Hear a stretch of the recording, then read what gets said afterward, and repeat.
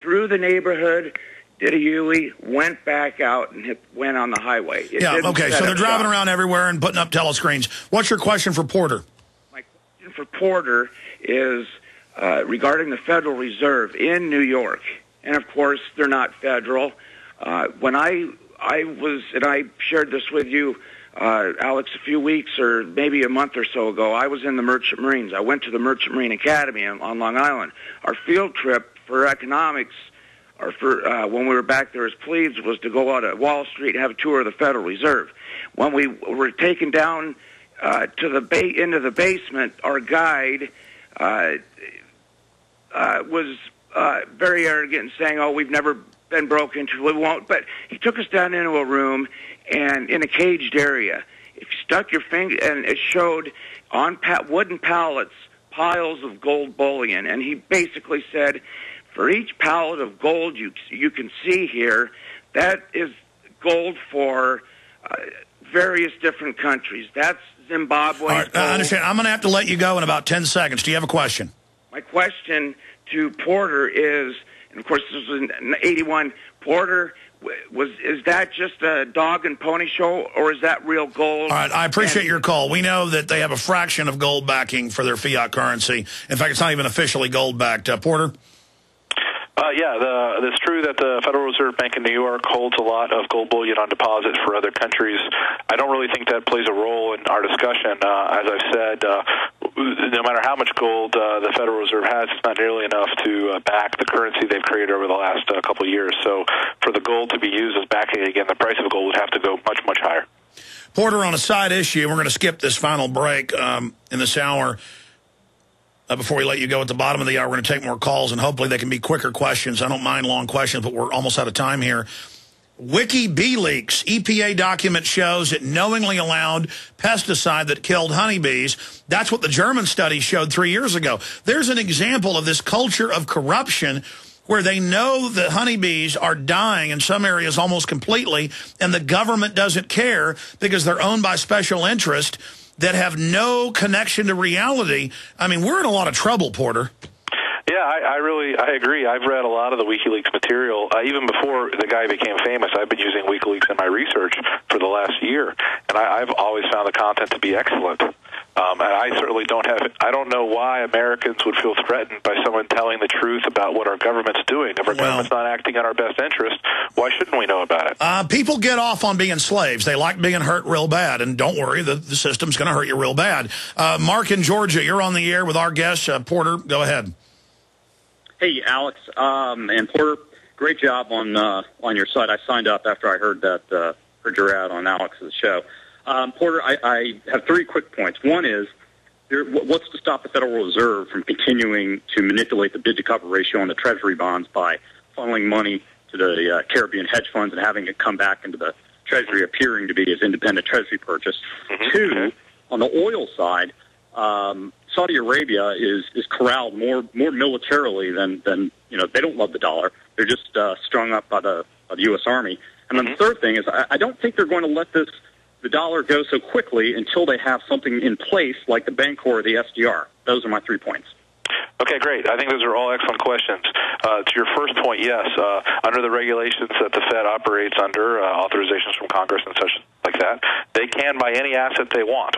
I mean, so yes, the answer is they can manipulate the dollar for a very long time. They have a great power to do so. The problem is that they cannot control the effects of doing that in the broader economy. So the reason why I believe the system is beginning to break down is because it's clear to me that the effects of what they're doing, a lower value of the dollar, are beginning to have serious complications in the global economy.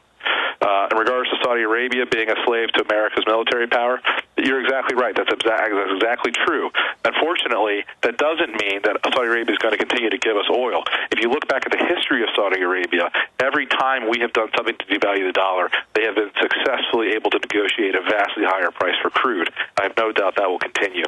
And in regards to the dollar being able to hold the value, unfortunately, that's just simply not the way the global currency markets work. Global currency market volume is about $5 trillion a day. As wealthy as our government is, there's no way they can control that market. And we already see the slide, as I said earlier, accelerating. Great questions, Mark. Let's go ahead and talk to Joe in Pennsylvania. You're on the air. gentlemen. How are you? Good. Welcome. I got 3 quick questions, and I'll take them off air. All right. Number one, when you say get assets like agricultural and gold, are you talking physical or stocks? That's number one.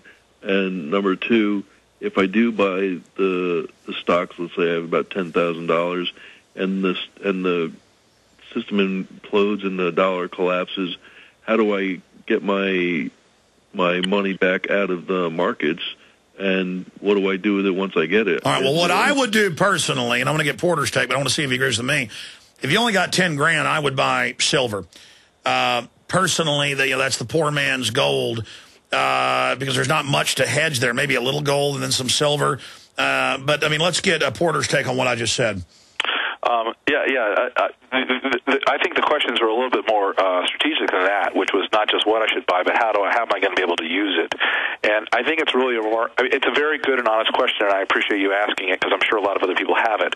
But I also think it's emblematic of something that's really quite amazing. For the entire history of mankind, precious metals have been money. Gold, people have had gold or gold receipts. People have had silver coins in their pockets. Everybody knew how to use these things. And yet in just the last 40 years, the entire American population has forgotten what real money even feels like or how to use it.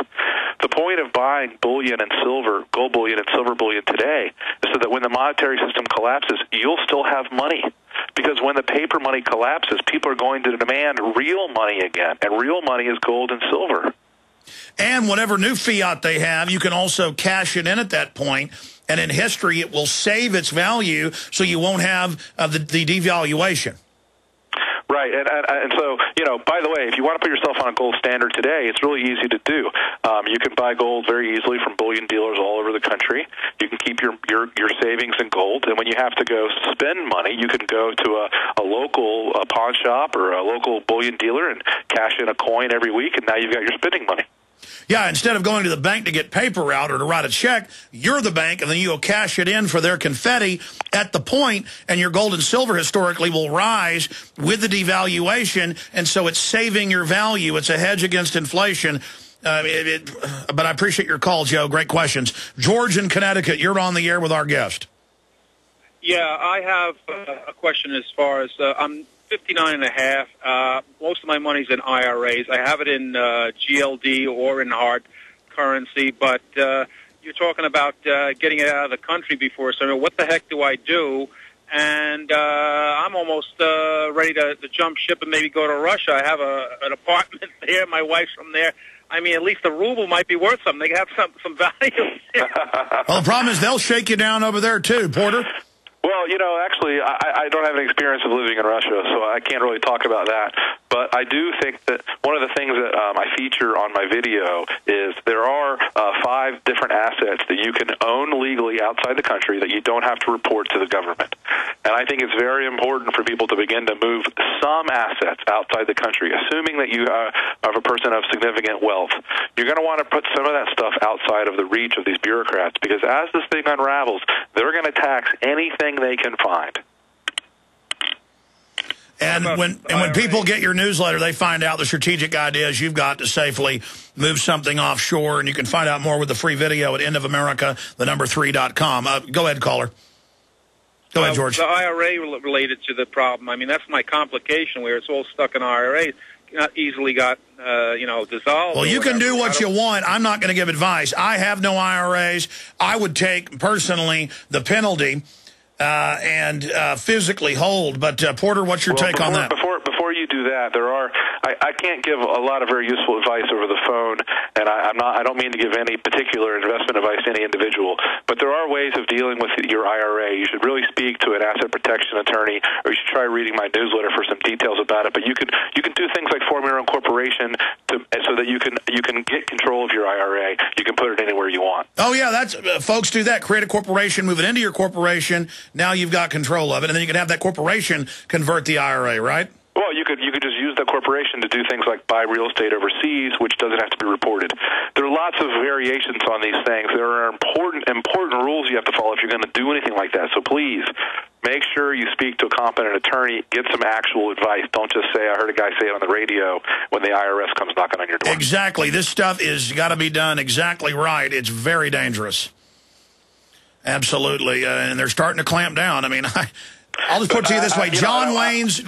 Some of John Wayne's family has just left the country. Yeah, I got to tell you, Alex, I know the very most successful asset protection attorney in the United States, and he is setting up to close his practice because the government is clamping down on all these things, and they're going to not be legal anymore. And then once they're not legal anymore, he can't help you. So if you're going to make a move, I think you've got 12 or 18 months to make it, tops. Well, some of John Wayne's family has already left because they say that there's a bunch of rules changing this year, correct? There are rules changed. The beginning was the summer of 2008 when they made it against the law for you just to take your assets out of the country without paying taxes on them first, which is actually modeled after a Soviet law from the 1960s. I mean, literally. So and now there are more laws that are going to be taking effect January 1st, 2013. So these people they're going to do everything they can to stay in power, and they know the risk of hyperinflation. So what would I do? I would create a subsidiary in the U.S. to run my operation here, but then I'd have to move somewhere and broadcast from there from another subsidiary, I guess the Caymans or something, or they'll completely shut us down. Alex, I'm certainly no expert at this, but I can tell you from where I stand, I have subscribers in more than 150 different countries, and there isn't any subscriber who cares where I'm writing from. Absolutely. It's so painful to watch this country going into the clutches of hardcore criminals and to watch the dumbed-down population running around watching sports getting drunk. They have no idea how bad they're about to get hurt. And then these crooks are going to sick them on any middle-class people left. They're going to tear us apart. It's horrible. Well, Porter Stansberry of Stansberry Research Associates, Stansberry Associates and Investment Research. Amazing information, the free video at endofamerica3.com. Hope folks check into it. I look forward to speaking to you again, sir. Let me say bye to you. During this break coming up, we've got Gerald Celente on the retransmission at Infowars.com today, basically saying the same thing that Mr. Stansberry is saying. It's incredible. So we'll continue to track all this. Sorry to the other callers. I'll be back live tomorrow, 11 a.m. Central. God bless you all. We're on the march. The empire's on the run. Alex Jones and the GCN Radio Network.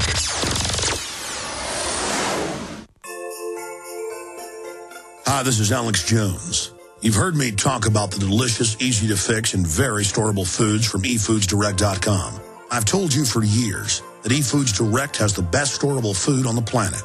Now it's that time of year again, and their holiday special is here. They have 2 holiday priced packs for you to put into your reserves for a secure future or to share with others. The first is a 6-month bulk supply in 10 cans. And the second is a 5-week supply of quick and easy-to-fix meals, including delicious bakery items shipped in heavy tote bags.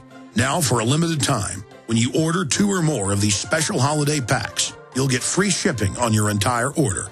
Call now, 800-409-5633. Or visit them at efoodsdirect.com/.